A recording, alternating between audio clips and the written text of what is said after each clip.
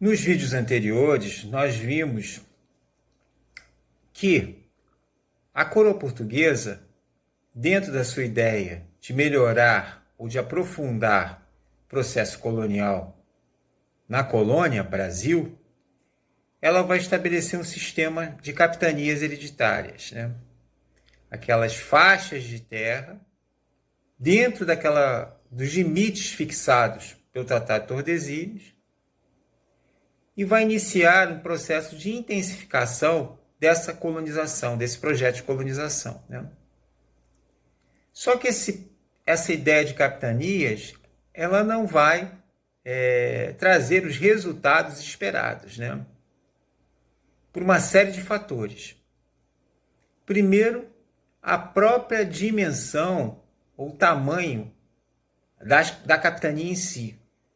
Segundo, pouco interesse com relação a esse projeto. Inclusive, alguns que se estabeleceram, tentaram se estabelecer como capitães, né, donatários ali, senhores daquelas faixas, não vão nem chegar a vir para o Brasil. Também vai haver um problema com relação a conflito, principalmente com os nativos, né, com os indígenas, né? Pois, inicialmente, vai ter aquele contato com relação à extração de pau-brasil pelos indígenas e à troca de mercadorias, um contato, de certa forma, mais amistoso. A partir do momento que se estabelece uma tentativa de escravização dos indígenas, esse contato deixa de ser amistoso e passa a ser um conflito, muito conflituoso. E aí vai haver essa questão também. Haviam falhas, principalmente, havia um problema sério de comunicação.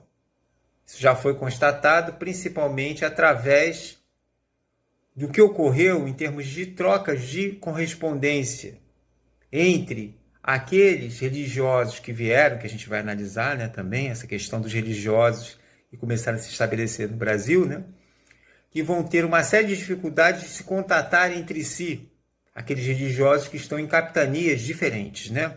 Então eles vão ter muito mais facilidade de se manter uma correspondência com Portugal do que entre si dentro das capitanias, né? Então essa série de fatores acabaram estabelecendo essa dificuldade. Além disso, praticamente só vão atender as expectativas iniciais duas capitanias. A capitania de Pernambuco, que vai concentrar e vai obter sucesso com relação à cana-de-açúcar, né? A produção de açúcar, né? E também o plantio, né? Então vai haver um sucesso. E a colônia de São Vicente. Só que a gente vai analisar esse processo de colonização de São Vicente, que é um tanto distinto da de Pernambuco. Pois em São Vicente, nós vamos ter por característica principal a escravização, a tentativa de escravização indígena, né? Então a gente vai ter um processo ali um tanto distinto que a gente vai analisar, tá? Diante disso tudo, desse quadro, a coroa portuguesa... outra questão também. Portugal estava havendo um aprofundamento, né, de uma crise econômica em Portugal. Pois a gente já viu anteriormente que com a abertura comercial e com a chegada de novos países europeus negociando no comércio com o Oriente, vai haver uma queda, né, uma queda de atividade comercial de Portugal com relação às Índias orientais, né? Isso vai se acentuar mais. E também vai haver uma guerra em Portugal. Portugal vai mandar tropas e vai haver guerra no norte da África, no Marrocos, né? Então essas situações todas vão gerar uma espécie de crise econômica e Portugal vai entender que é necessário também se centralizar, né? Buscar um processo de organização administrativa para o Brasil. E aí Portugal estabelece o governo geral. Que seria esse governo geral? Haveria um governador geral E esse governador-geral seria o responsável pelo controle e administração da colônia. Foi nomeado como primeiro governador Tomé de Souza, um militar português com experiência na África e também tinha participado de expedições também na Índia, né? Então, foi nomeado ele como o primeiro governador-geral. E o governo-geral foi estabelecido na primeira capital do Brasil colônia, que seria Salvador, né? Então, com ele vai vir o quê? Vão vir em torno de 1.000 pessoas, um contingente até considerável com relação à população de europeus que existiam naquela época dentro da colônia, né? Só que também chama a atenção o seguinte, dentro desses 1.000 colonos, 400 colonos, em torno de 400 colonos eram degredados. O que significa isso? Um degredado. Degredado é aquele indivíduo que está cumprindo pena, né? Por crime, né?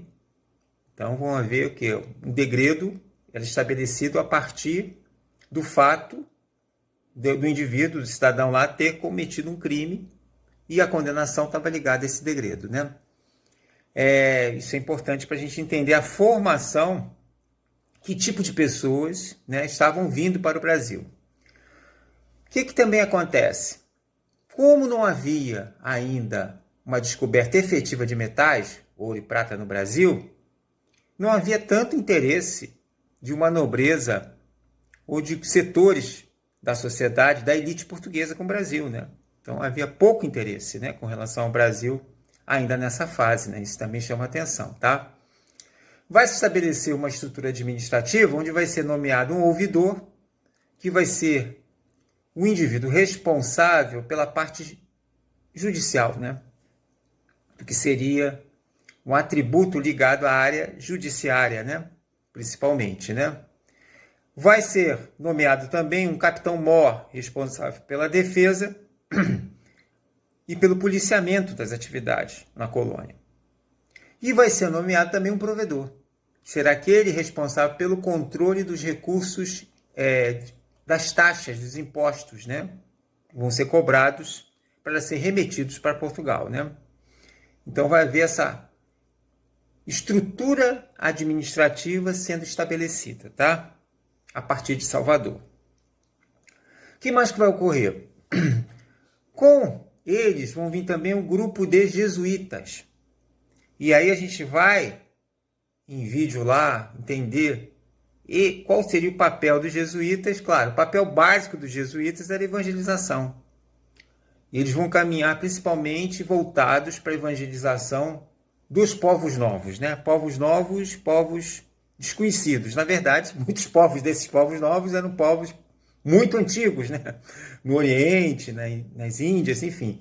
Mas essa ordem, ela vai crescer e vai se fortalecer principalmente devido a um processo da Contra-Reforma, que a gente também vai analisar num vídeo lá de História Geral, né? Que a gente vai falar sobre reforma e contra-reforma, né? Um movimento dentro da Igreja Católica Romana que vai reagir à reforma, né? Então, vai se constituir, essa ordem se constitui mais ou menos dentro desse período e vai ter um crescimento imenso dentro desse período e vai ter um papel muito importante, não só na colonização do Brasil, mas também no Oriente, principalmente, né? Então, a gente vai, em vídeo futuro, analisar isso também, tá? É muito importante também a gente entender que as capitanias vão continuar existindo.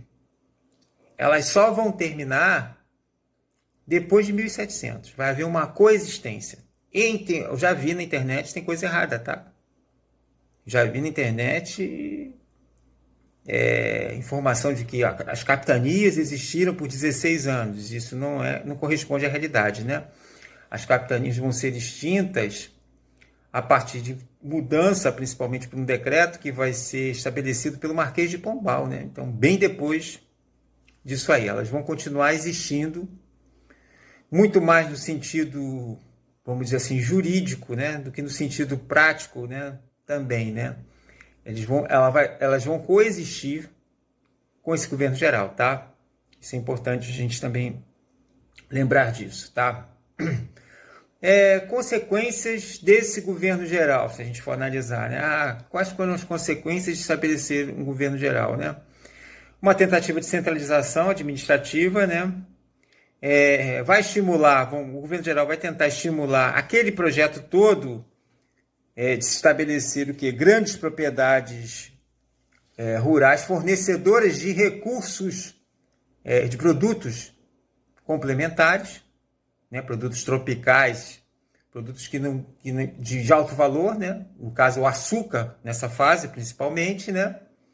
E vai se tentar o quê? Estabelecer alguma forma de controle, tanto de recolhimentos quanto controle legal de área mais judicial no Brasil, né? Então vai ser uma tentativa de melhorar esse aspecto de controle de administração na colônia, né? Seria isso aí, tá? Bom,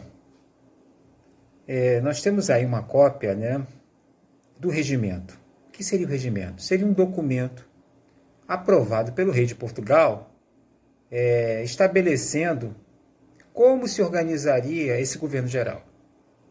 As atribuições desse governo geral, né, as funções do governador, as funções do ouvidor, as funções do provedor e as funções do capitão-mor.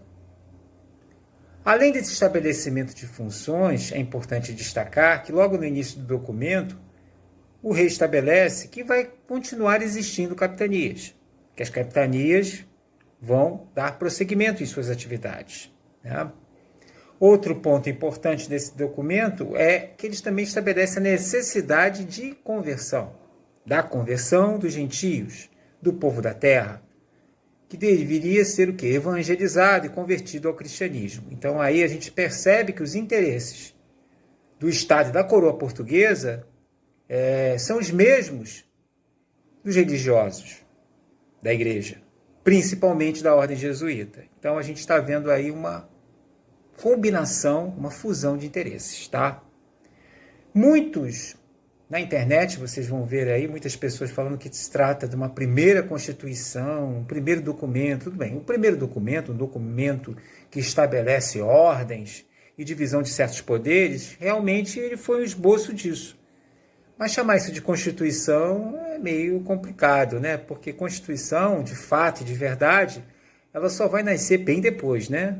Com a independência dos Estados Unidos, com a Revolução Francesa. Então, esse processo de Constituição, a Constituição em si, no sentido democrático, é uma coisa bem mais complexa do que esse documento aí, né? Então, é precipitado, né, a gente pensar nisso como uma Constituição.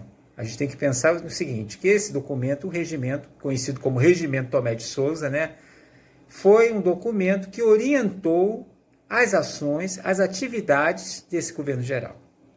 Claro que também, se a gente for pensar, embora o rei enfatize muito que ele vai contribuir com os capitães hereditários, né, com os donatários, né, com os grandes capitães, essa administração que vai ser implantada em Salvador, ela vai reduzir, de certa forma, o poder do capitão, né? Pois à medida em que você estabelece uma estrutura, e dentro dessa estrutura que você passa a estabelecer, você lança inclusive um braço armado, né? Força militar com o capitão-mor, certamente isso vai afetar a situação anterior, né? A certa autonomia total que o capitão tinha. E claro que isso também vai gerar o quê? Resistências, né? Então vão ter resistências, muitos colonos e capitães vão resistir a esse processo, né, de tentativa de centralização, né? Então isso também é um aspecto importante, tá? Mas como eu destaquei, vai continuar coexistindo governo geral junto com capitanias, né? Então, esse processo todo é um processo que vai atuar concomitantemente, mas que essa estrutura de governo geral, na prática, ela vai reduzir o poder dos capitães, né? E eles mesmos sentiram isso, de certa forma, né? Porque eles passam a ter um poder praticamente acima deles, com o braço militar e também com a situação de fiscalização e controle, né? Porque passa a ter o provedor que vai fiscalizar toda a parte de recolhimento existente. Então, a uma fiscalização direta atuante na capital, né? Então a gente precisa entender isso, tá? É muito importante a gente entender essa formação e pensar e analisar a história do Brasil para a gente entender também a nossa realidade, né? As heranças que nós tivemos, né, desse nosso passado todo e como isso foi construído, né, ao longo do tempo. Então é muito importante esse conhecimento, independente de você realizar concurso ou não. Claro que para um concurso você vai ver lá o Regimento Geral, conhecido como Regimento Tomé de Souza. Você vai lembrar do que foi isso, né? Lá na hora de fazer a prova, né? Se tiver alguma questão desse tipo. Mas é importante a gente também entender como se constituiu o nosso Brasil e principalmente como ele vivia como colônia, né? E quais eram essas relações com a metrópole, com Portugal, com a coroa portuguesa e como se estabeleceram as instituições no Brasil. Então isso é muito importante. Espero que vocês tenham gostado do vídeo e aqueles que curtiram, curta a nossa página, recomende e aguardo vocês no próximo vídeo. Muito obrigado pela participação de vocês e enviem críticas, sugestões também para os próximos vídeos. Obrigado e até o próximo vídeo.